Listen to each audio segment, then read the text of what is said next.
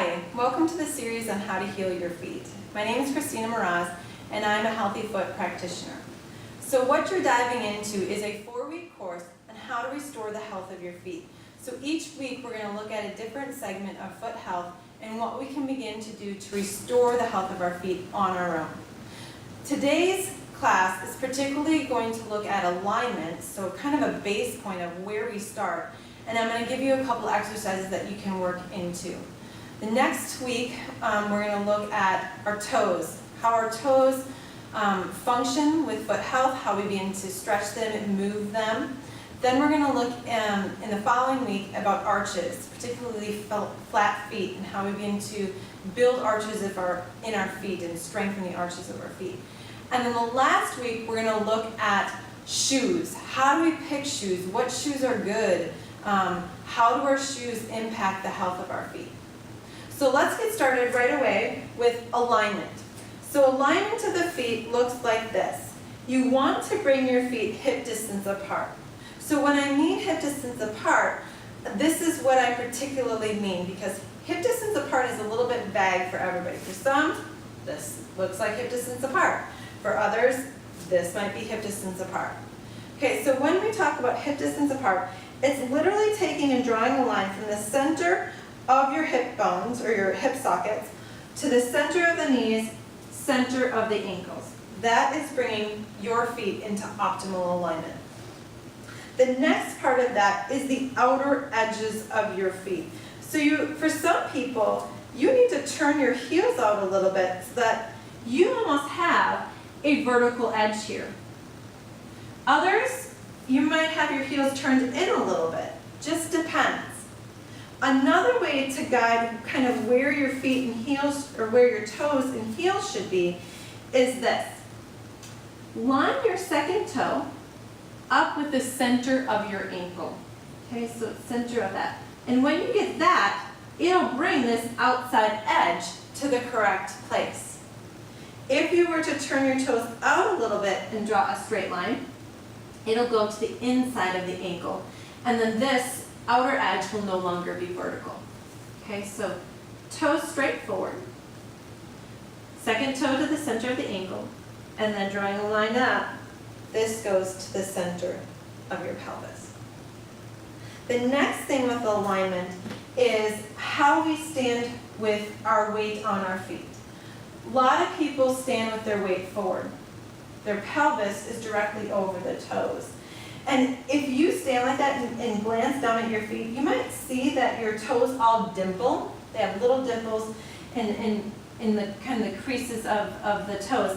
That is because your toes are severely gripping to help you stand in that way. Also, the little indentations of your feet indicate dysfunction. So there's something in your body that is not working to its optimal level. And in this kind of stance, it's your pelvis that's not in the correct position and is putting the weight on the front side of your foot incorrectly. So what you want to do is you want to back your pelvis up so that your pelvis is right over top of the heels. And when you do that, hopefully the toes are now in a place where they can be soft and just gently resting on the floor, but they're not gripping and holding onto the surface of which you're standing on any longer. Okay, so to start with restoring your feet is to start noticing how you stand. So when you're washing dishes, are you a person who notoriously stands with their pelvis forward and has their belly rest onto the countertop? When you're in the grocery store, do you stand with one hip up to the side? If you have kids, do you stand like this and place a kid on your hip? When you go for walks, do you tend to slightly turn your toes out when you walk? Okay, so the first part of restoring your feet has to do with how you're standing on them. So toes straight forward, feet hip distance apart, and your weight comes back into your heels. If any of you watching this are suffering particularly from bunions, one of the reasons why we get bunions is because we are placing weight on the front side of the feet, particularly these little bones at the base of the big toe, and it starts to calcify, and then we get a bunion forming there. So if we back our weight up into the heel, which is a much larger bone in the bottom of the foot, it'll better support the weight of our body. That is how we were designed, is to have the weight into the heel, not the forefront of the foot. So your first homework assignment is just that. Notice how you stand and try to make little improvements to how you're doing it. The toes forward, feet hip distance apart, weight back onto your heels. Now I want to offer you three of my favorite stretches to do for your feet. Okay, so the first one is to get a block, or get a foam roller. If you don't have a foam roller, you can use a yoga mat, and I'll show you that version in just a second. So if you have a foam roller, you're going to place your foot onto the foam roller, and your heel is still going to be on the floor. You're going to step the opposite foot forward. So when you do that, everything that we just talked about with alignment still matters in this stretch. So when you get into it, notice if you tone your heel in. You want to take it out so that the second toe comes to the center of the ankle. Back leg is going to be straight. Because the back side of the body is really tight, you want to bend into the knee, but you want to straighten that out here. And then start to shift your weight onto the back leg. So this particular stretch, we're going to hold it for about a minute, and then we'll switch and do the other side. So if you don't have one of these foam rollers, I'm going to show you what it looks like using a yoga mat. If you don't have a yoga mat, you can roll up anything else that gives you a little bit of height. So what you're going to do, I'm going to show you it on the other side here, is to bring your heel onto the floor. Okay, second toe is to the center of the ankle. Step the other foot in front. So back leg is going to be straight, so instead of having a bend, you want to straighten it up. And you want to make sure that your hips are shining straight forward and you're nice and tall here. You're just going to hold and breathe. So this stretch isn't particularly for the feet. You're probably thinking, well, what does this have to do with foot health? Well, the muscles in the back side of the leg attach to the bottom of the foot. So everything is interrelated. The legs are interrelated to the foot's interrelated to the legs. Legs have a relationship with the pelvis, the spine, everything. So this particular stretch stretches all the way through the heel and comes to actually the arch of the foot. Okay, so any of you with plantar fasciitis, this is a great stretch to help you to alleviate that. The next thing that I'm going to show you is a great series to do with a golf ball.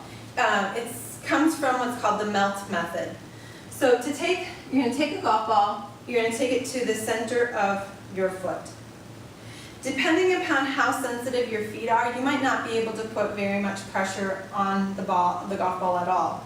If that's you, a golf ball might not be the optimal thing for you to use. Maybe a tennis ball is something better that you should use. But what you're going to do is you're just going to gently shift your weight forward, and then shift your weight back. Gently going back and forth, just going a little bit deeper into the bottom of the foot here. Trying to open up the feet and the really tight muscles and connective tissue there. And then you're going to take it to the ball of the big toe, and you're going to roll from the ball of the big toe over to the pinky toe. Just rolling right over top of that. And then you can also take it and roll right over the toes. So kind of curl your toes over the ball and see if you can roll all the way kind of back and forth over them.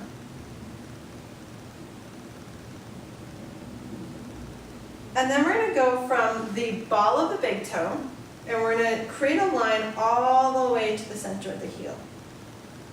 You can do that 2 or 3 times.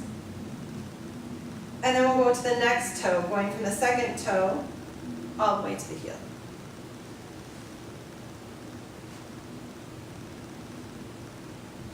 So moving from each toe to the heel.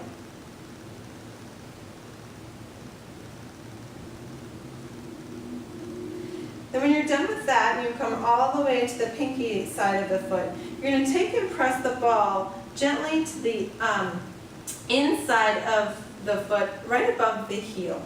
And just put a little bit of pressure there. Again, maybe you let the pressure come off and go a little bit deeper. Then you're just going to roll that up to right below the ball of the big toe. A little bit of pressure and then release. And then you're going to take it down to the outer side of the foot, again right above the heel. A little bit of pressure here. Then you're going to take it into the heel. So shifting your weight right onto that heel, you're going to just zigzag it back and forth, going to the very, very tip of the heel, and then coming back.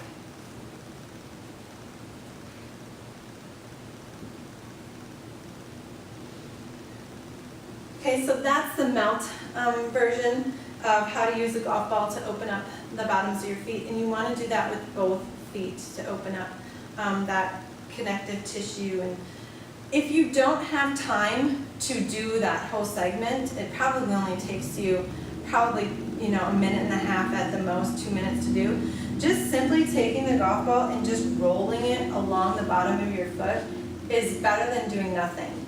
Again, for plantar fasciitis, rolling particularly at the center of the foot is really good for helping opening up the tissue there. Okay, so that is what I bring to you this week. So your task this week to start working on is your alignment, how you stand on your feet, where you put the weight of your feet. And then it's to start doing the calf stretch. So either on a bolster or on a yoga mat, and then using the golf ball to open up the bottoms of your feet. So good luck. We'll see you next week for talking about toes.